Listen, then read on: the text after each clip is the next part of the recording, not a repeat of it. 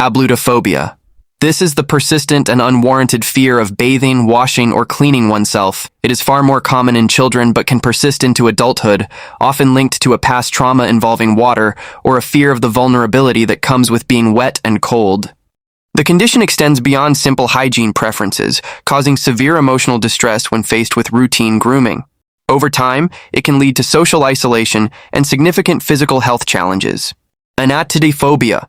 This is the distinct, pervasive feeling that somewhere in the world, a duck or a goose is watching you. It is not necessarily a fear that the bird will attack, but rather an unsettling discomfort with the concept of being constantly observed by an unblinking aquatic creature.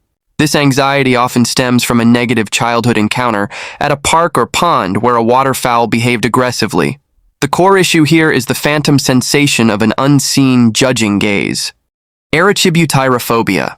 This is the specific fear of peanut butter sticking to the roof of your mouth. While it sounds almost comical, the sensation triggers a very real panic rooted in a dread of choking or being unable to swallow. People who deal with this often avoid sticky textures entirely, and the phobia can stem from a traumatic childhood choking incident involving dense foods. It is a highly sensory anxiety where the physical feeling of entrapment occurs right inside the oral cavity. CHAETOPHOBIA. This manifests as an intense fear of hair, whether it is attached to a body, loose on the floor, or shed by an animal.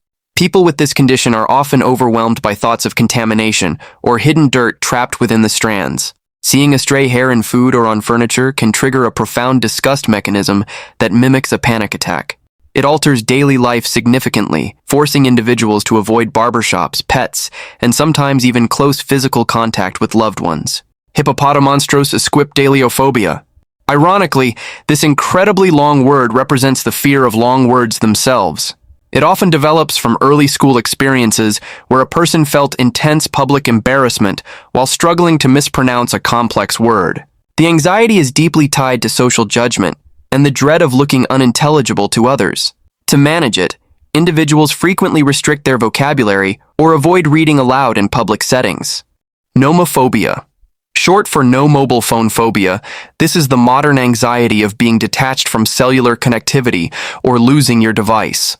It is a product of the 21st century, born from our reliance on constant communication and instant information access.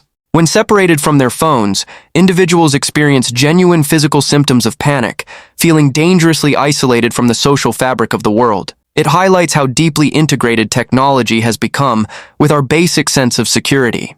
PHOBOPHOBIA.